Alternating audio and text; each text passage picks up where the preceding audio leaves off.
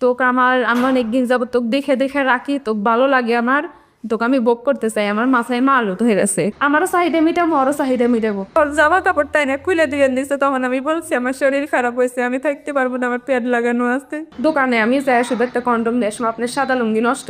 দুপুর ৩টার দিকে ঘরের সমস্ত কাজকর্ম শেষ করে দরজাটা হালকা খোলা রেখে নিজের সন্তানকে ঘুম পাড়াচ্ছিলেন এই ভুক্তভোগী নারী। আমি টিকার দিক দিয়ে আমার বাচ্চাকে খাওয়াইতেছি আমি রুমের মধ্যে, তো তখন আমার বাচ্চাকে আমি ঘুমানোর জন্য চেষ্টা করতেছি, আমি গোসল করবো বলে।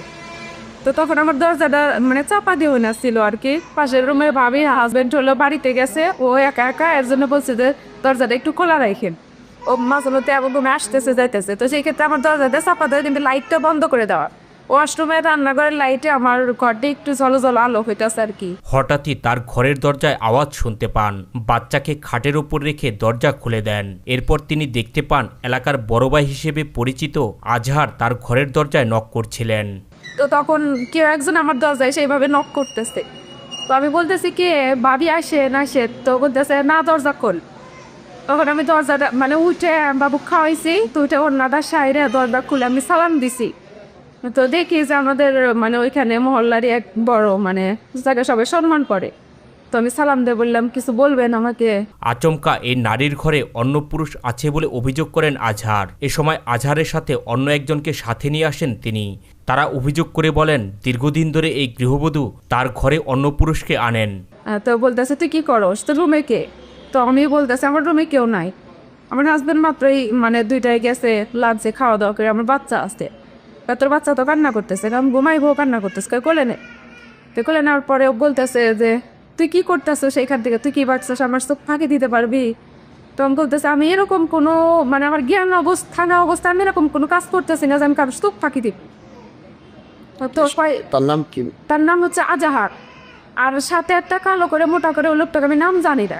তো ওই লোকটা হাতে এত বড় একটা হ্যাজিস্টিক মানে যেটাতে মানুষকে মারে আর কি। তো উনিও পাশে দাঁড়ায় আছে। এলাকার বড় ভাই হিসেবে পরিচিত আজহার এ সময় এই গৃহবধূকে অশালীন ভাষায় গালিগালাজ করেন এবং নিয়মিত তার ঘরে অন্য পুরুষকে টাকার বিনিময়ে এনে তার দেহ ভোগ করান বলে অভিযোগ করেন।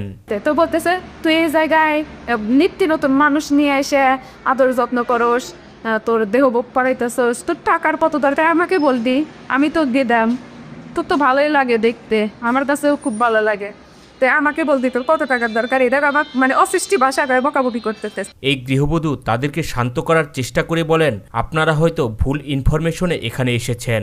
আশেপাশের রুমের লোকজন এ সময় এগিয়ে এলে তাদেরকে ভয়ভীতি দেখিয়ে রুমে পাঠিয়ে দেন আজহার বলে অভিযোগ করেন এই ভুক্তভোগী নারী। তখন আমি কান্না করতেছি আর করতে অনুরোধ করে বলতেছে আপনি হয়তো ভুল কাউকে বলতেছেন আর কি, আমি এসে এরকম কেউ না, হয়তো একটু আগেও তো গেছিলি বলে আজকে সারাদিন আমি বাসা মেলে বেরোই, আমি যাবো কিভাবে? তো বলতেছে যে আশেপাশে সবাই বলতেছে ভাবি কি হয়েছে, কি সমস্যা কি সমস্যা? তো ওদেরকে বলতেছে যে একটা যদি দরজা থেকে বের হস তাহলে সবগুলারই মানে কঠোর শাস্তি হইব। তখন সবাই রুমের দরজা মানে ফ্ল্যাট সবাই লাগাই গেছে, লাগাই দেওয়ার পর আমাকে একা পাইছে, করার পরে অনেক কিছু মানে যদি এটা করস। এই গৃহবধূ তখনও কল্পনা করতে পারেননি সামনে তার জন্য কি অপেক্ষা করছে। নিজের সন্তান এবং স্বামীর প্রাণের ভয়ে এ সময় আজহারের সমস্ত অভিযোগ স্বীকার করে নেন বলে দাবি করেন এই ভুক্তভোগী নারী। তো আমার ওকে থেকে এক ভাবি আমাকে এভাবে দেয় যে আপনি ও যা বলে তাই স্বীকার করে, আমি তারপরেও স্বীকার করছি যে এটা মানে আমি ভুল করেও চলে থাকি, তাও আমি আপনার কাছে ক্ষমা চাইতেছি, মাস্ক চাইতেছি। তোর একটা বিড়াল আছে, এত বড় বিড়ালটা নিয়ে আমার রুমের ভিতরে ছেড়ে দিল, তারপরে আমার বাচ্চারা তো আমার কোলে কান্না করতেছে। এর কিছুক্ষণ পরে আজহারের সাথে থাকা সেই লোককে পাঠিয়ে দিয়ে ঘরের ভিতর প্রবেশ করেন আজহার। ঘরে প্রবেশ করেই এই গৃহবধূকে দেন কুপ্রস্তাব, বলেন দীর্ঘদিন ধরে আমি তোকে টার্গেটে রেখেছি, তোকে আমার লাগবেই। ওই লোকটা বলতেছে তুই মানে যা, মানে সাথে যে লোকটা ছিল লাকিয়ালা উনি চলে গা, যাওয়ার পরেও বলতেছে তোকে আমি অনেকদিন যাবত টার্গেট করতেছি আর তোকে আমার লাগবে, তুই মানুষের খাওয়াই বেড়াই গেছো আর আমাকে খাওয়াবি না। পরে আমি বলছি দেখেন আমি যদি কাউকে খাওয়াই বেড়াই, আমার কাছে যদি কেউ আসে, আমি যদি এরকম রিপোর্ট থাকে আপনি ধরেন, ধর আমার ফ্যামিলি আছে তাদের কাছে মানে বলেন আমি বিচার দিব, আমার যদি এরকম রিপোর্ট থাকে আপনি যে শাস্তি দিবেন আমি মাথা পেতে নিই। এই কথা বলার পরে বলতেছে যে আচ্ছা ঠিক আছে আমার ভিতরে যাইতে দে। এই গৃহবধূর অভিযোগ তাকে ভয়ভীতি দেখানোর পাশাপাশি তার স্বামী এবং সন্তানকে মেরে ফেলার হুমকি দেন আজহার। বলেন, তুই যদি আমাকে ভোগ করতে না দেস তাহলে তোর স্বামীকেও মেরে ফেলবো। কয় কি তুই যদি আমার ভিতরে না যেতে দেস, তোর যদি ভোগ না করতে দেস তাহলে তুই ভাবিস না, খালি তোর টার্গেটে রাখি না, তোর জামাইকেও টার্গেটে রাখছি। তোর জামাইয়ে মানে মানুষ কিসে লাগাই দে আমি তোর কাছে আসছি, তোর জামাইকে মেরে খালাম, তোর সন্তানিক মেরে খালাম, মেয়েরা বলতেছে। বলার পরে আমি বলতেছি যে দেখেন আপনি যেটা ই করছে, পরেও সরাসরি আমার রুমের ভিতরে ঢুকছে, ঢুকে আমার খাটের পরে আমার দরজা থেকে খাটটা একটু মানে কাছে, ওইখানে সেলাই বসে গেছে, সেলাই দিতে পারে বলবো হাত দিয়ে পাও দিয়ে বিড়ালটা ফেলে দিছে। বা এটা কী বিড়াল জানিস? তো কী বিড়াল এটা? বা এটা হচ্ছে মদ্দা বিড়াল, আমিও নিবো, ও নিবো, আমারও চাহিদা মিটাবো, ওরও চাহিদা মিটাবো। এ সময় আজহারের পায়ে ধরে কান্নাকাটি করেও নিস্তার পাননি এই গৃহবধূ। ঘরের দরজা চাপিয়ে দিয়ে সন্তানকে খাটের উপর ফেলে দেন। এরপর তার গায়ে হাত দেন বলে অভিযোগ করেন এই ভুক্তভোগী নারী। পরে আমি ওর কাছে অনেক অনুরোধ দিল, অনুরোধ খুঁজছি যে আমাকে মাফ করে দেন, আমি মাপ চাই আপনার কাছ থেকে। ও লাস্টে আমার দরজা চাপা দিছে, দিয়ে আমার বাচ্চারা আমার কোলে থেকে নিয়ে কাঠের বার ফালাইয়া দিয়া ও আমাকে ধরছে। এই লম্পট আজহারের হাত থেকে বাঁচার জন্য কৌশল অবলম্বন করেন এই গৃহবধূ। বলেন তার শরীর খারাপ হয়েছে, এখন এটা কিছুতেই সম্ভব নয়। কিন্তু লম্পট আজহার এই অবস্থার মধ্যেও এই গৃহবধূর সাথে শারীরিক সম্পর্কে মিলিত হতে চান বলে জানান এই গৃহবধূ। ধরার পরে আমি বলছি যে আমার শরীর খারাপ হয়েছে, দেখে আবার ক্যাট ইপাদেন, আপনি কেমনে কী করতেন? তারপরে ও বলছে যে আমিও এমনিতেই কর। পরে বলছি দেখেন আমি একটু ফ্রেশ হয়নি, আমাকে 10টা মিনিট সময় দেখো, তো কোনো সময় নাই, কে আমার কাজ আছে। দীর্ঘক্ষণ জড়াজড়ি করার পরে এই গৃহবধূ লম্পট আজহারের প্রস্তাবে রাজি হয়ে বলেন তাকে একটু সময় দিতে হবে।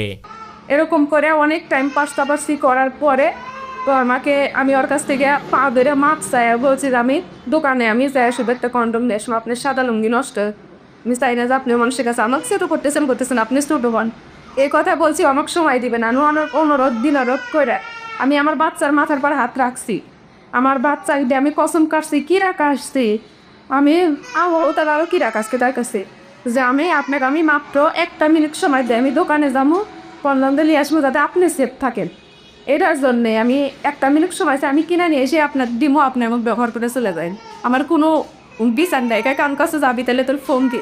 তো আমার হাজবেন্ড ওইখানে মানে বেতন পাইছে, আমাকে কিছু টাকা দিছে, টাকাটা আমি বালিশে পারে লাঞ্চে দিয়েছে, বালিশে পারে রাখ, তো রাখার পরে আর হলো 3000 টাকা আমার ফোনের মধ্যে ছিল, যেটা ব্যাক কাভার।